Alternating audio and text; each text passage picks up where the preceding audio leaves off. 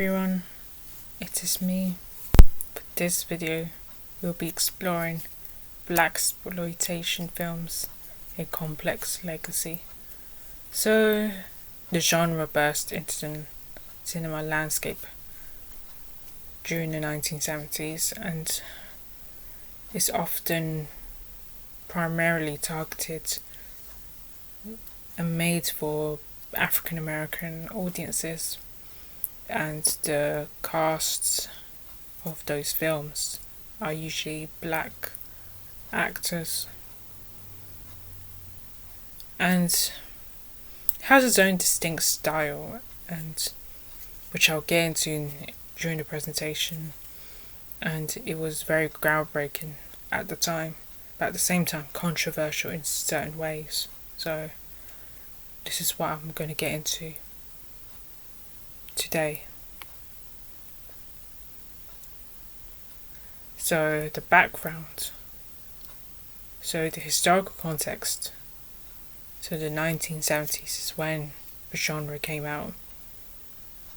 So it followed after the civil rights movement, which impacted the whole of America. And it's more about race and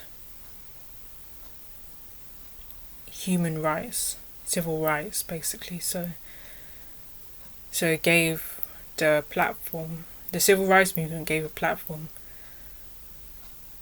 for black consciousness and pride, and demanding that black representation should be mainstream, should be common in the mainstream and more positive as well and authentic to the black experience rather than just stereotypes, which I do sense that those blaxploitation films have done. So basically, another thing is that black people in Hollywood, in early Hollywood, were mostly stereotyped and playing either slaves or servants or butlers to the white actors in the films, in the Hollywood films that we saw. And the economic shift. So as Hollywood's studios were struggling at the time, and they began to realise there was potential in the black audience market, that these films can be made, which allowed black people to see themselves through mainstream media for the first time. So the key characteristics and tropes. So anti-hero protagonists. So these films featured strong independent black male and female leads, and these range from private detectives to vigilantes, and they frequently operated outside the traditional legal boundaries and embodying a defiant spirit against systematic oppression, which sounds like a positive, but not always. Corrupt authority villains. The antagonists were frequently white authority figures like police, politicians, or organised crime bosses, and they mirrored real life struggles against institutional racism and power imbalances, which is what was happening at the time. Even during and after Black Hollywood, still the same matter, because we're kind of having a long way to go now in this current stage. So that's something to look into. And there's urban settings like streets and cities, and the themes of racial injustice, urban decay, and the drug trade were prevalent, because that's what was shown in those films. And those narratives were based on revenge and defiance. So it's basically revenge against the institution that the white people have built around us, around the black people basically. And it was happening during America. We know the history, because I don't want to get into the history of how America became the way it became. And people saying America was built on blood. And that is the case of how a lot of colonies were built as well. But I'm only talking about America in this case. So, the iconic aesthetics, like listening to soul music. Oh, sorry. Wrong style. Soul funk music was very much a theme. So it had a unique look, basically. And the actors donned afro hair and,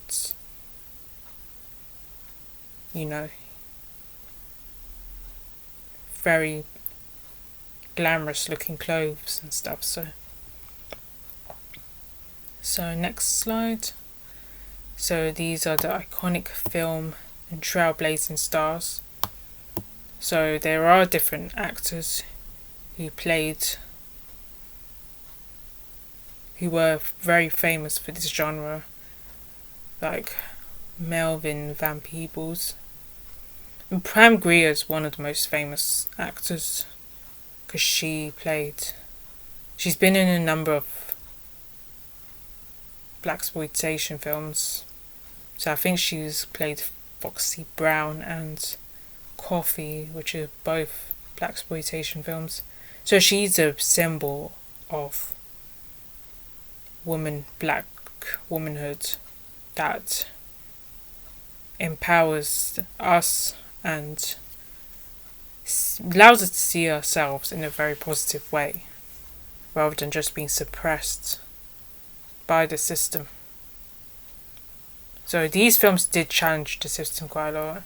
Shaft was played by Richard Roundtree. He was a very famous black detective. There was a series of him, and the Badass Song, which was the first commercial film to be played in mainstream films that had that led the way for black cinema basically. So these films allowed actors to become recognised and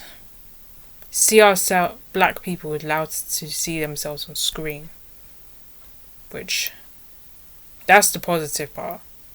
And exploring diverse themes and widespread appeal across the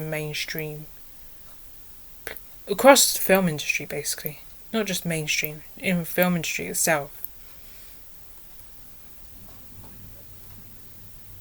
So, as we all know, everything has impact, and there's controversy surrounding Blaxploitation films and the legacy of it. So, increased visibility, so it allowed black actors, directors and musicians to be seen in a predominantly white Hollywood, because Hollywood was built around white middle class men basically.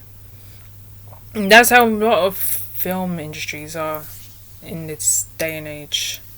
You're gonna work for the white guys, the white older men, middle class, upper class men basically.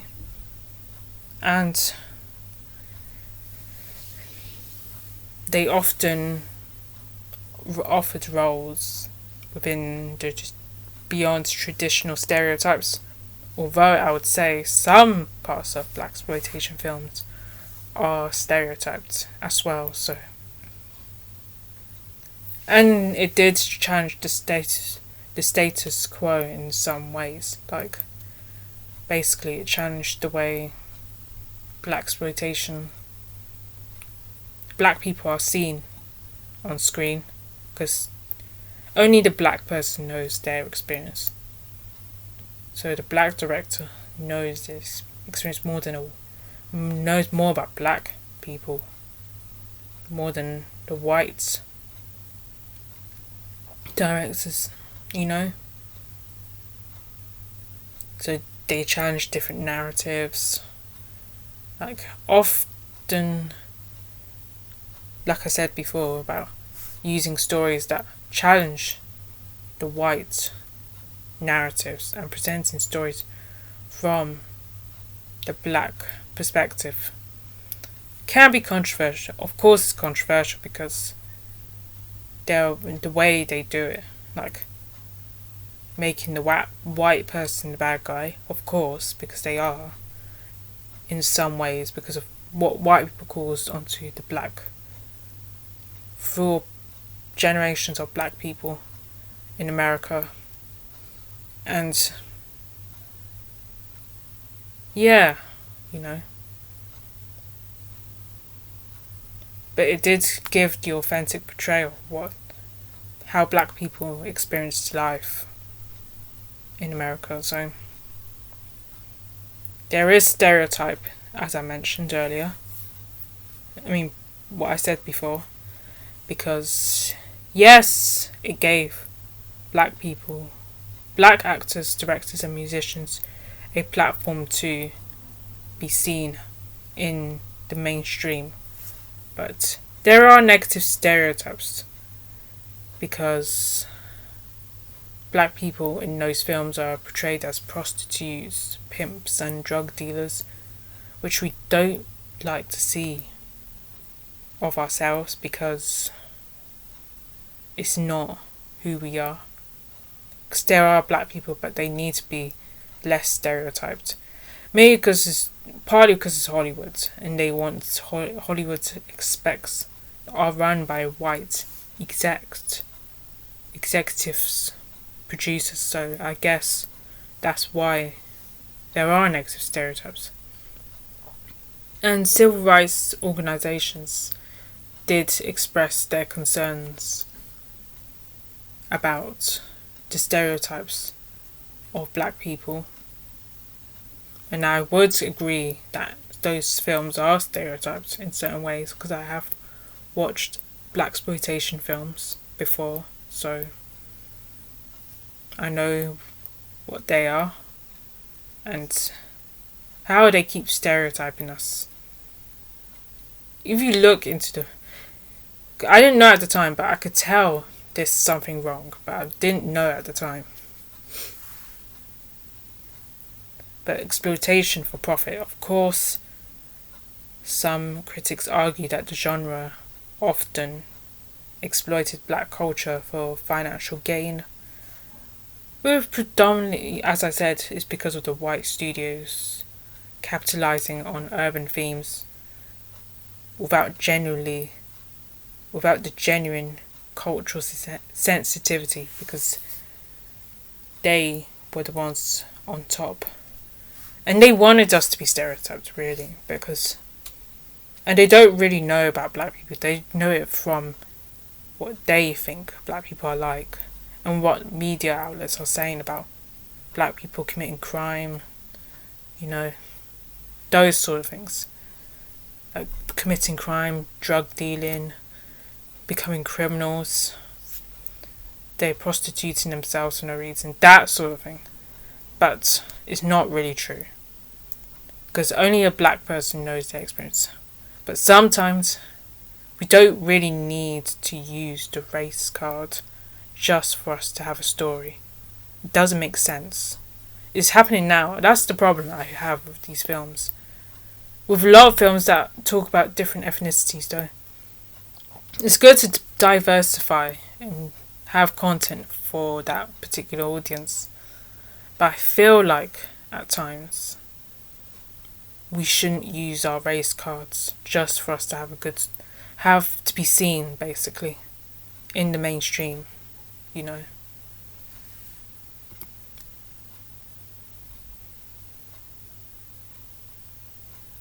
So, of course, as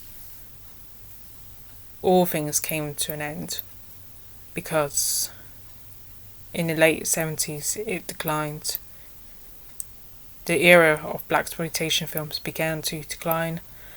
There are several factors that contributed to this, because the initial novelty and the studios seeking the next trends, because they're after new trends nowadays, because that's why how a lot of trends die out pretty quick in this day and age. They do. So I guess they died out because people are expressing their concerns, and people starting to see what was wrong with those films and what was wrong with the way they were made. So a lot of, like I said, the civil rights organisations and community leaders were concerned about these films. So representation needs to be better from those films, because those films were not really good for black people in general, really. And there's harmful stereotypes that could lead to a distorted image on black life. So that's what happens when you stereotype people and when you actually portray them in a very negative way, because they start to see that's what they're like. And people are going to start seeing these kind of media outlets from newspapers, films, TV shows, all those things. And they're going to start believing this is what we're like, you know? That's what they're like, basically, and that's what you're like. That's how I see a black person, stereotypically. But, yeah. But it's not always that, but it can. But it's mostly, it happens in this way, so. The combined pressure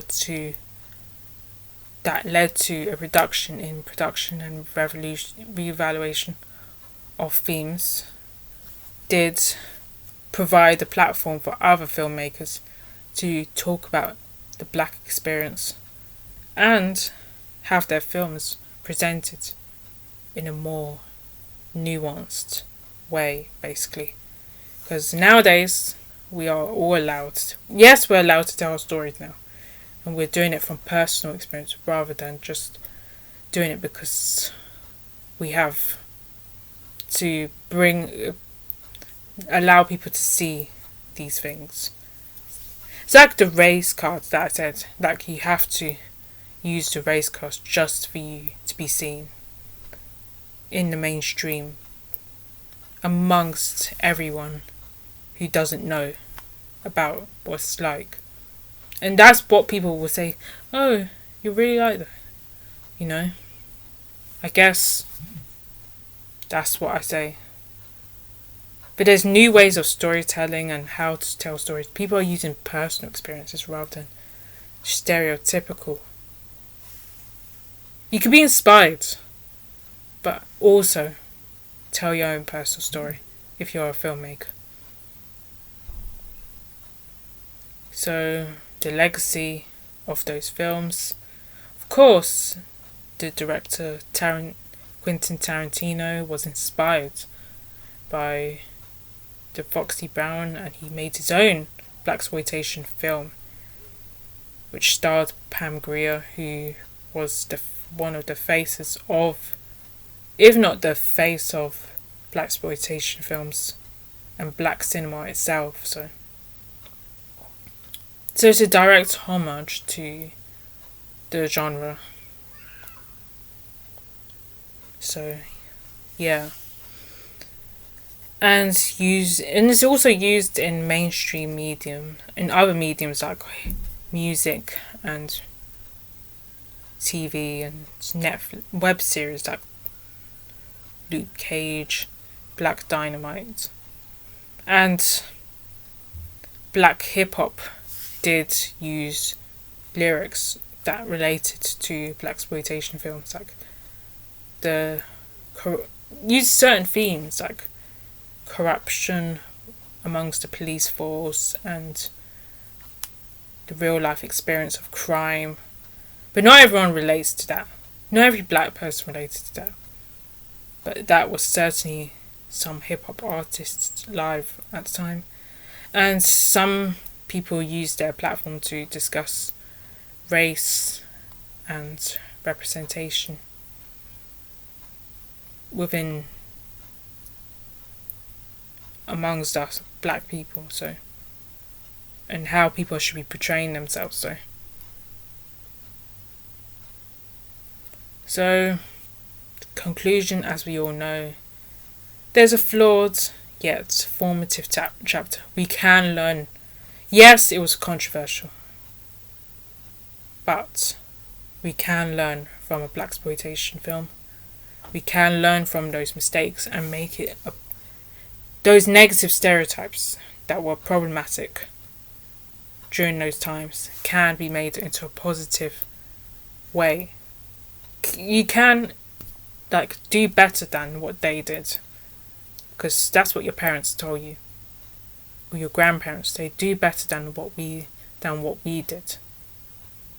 See, they want us to do, the younger generation to be doing better.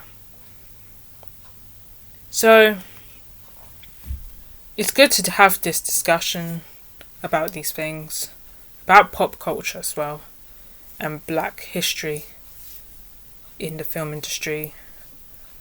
And if you're very interested in learning about it, and you enjoy this video, please like, share, subscribe, and don't miss any other content. And do put your suggestions down in the comments on your thoughts about what I said in the presentation, and I'll see you in the next one.